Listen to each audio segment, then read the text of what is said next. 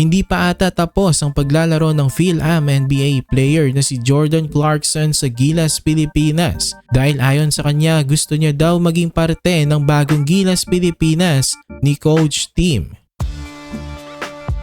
Gusto ngang magbalik sa Gilas, Pilipinas ng Phil-Am Utah Jazz guard na si Jordan Clarkson. After nga ng game ng Jazz kontra sa Clippers, tinanong si JC kung nais niya pa bang maglaro sa Gilas, Pilipinas. At agad ngang sumagot si JC na balak niya pa rin maglaro sa ating national team.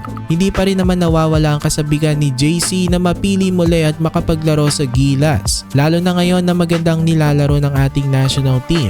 Pinuri nga ni JC itong si Coach Tim dahil maganda ang kanyang connection sa mga players. Proud nga si JC na balang araw may representa nga niya ulit ang Gilas sa biggest stage ng basketball.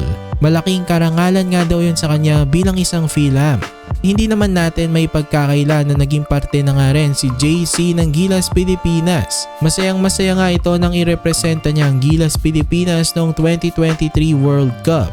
At wala rin naman tayong masasabi sa kanyang game. Ibang klase ang talent ni JC, NBA star caliber at lehitimong scorer. Nakita naman natin ang kaya niyang ibigay sa Gilas Pilipinas. Umaasa pa rin talaga itong si JC na balang araw masuot niya ulit ang Gilas jersey.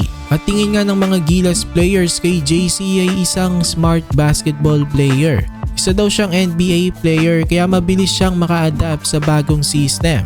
Kaya lang sa ngayon mukhang focus muna ang Gilas Pilipinas kay Justin Brownlee. Obvious naman na siya ang first option ni Coach Tim. Lalo na magandang nilalaro ng Gilas together with JB. Maganda ang chemistry nila at battle tested na sila. Si JB nga ang naturalized ng Gilas nang gumawa sila ng mga history.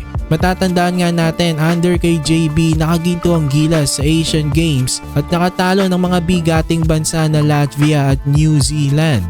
So kung okay naman ang nilalaro ng Gilas with Justin Brownlee, wala pa sigurong plano si Coach Tim na palitan nito.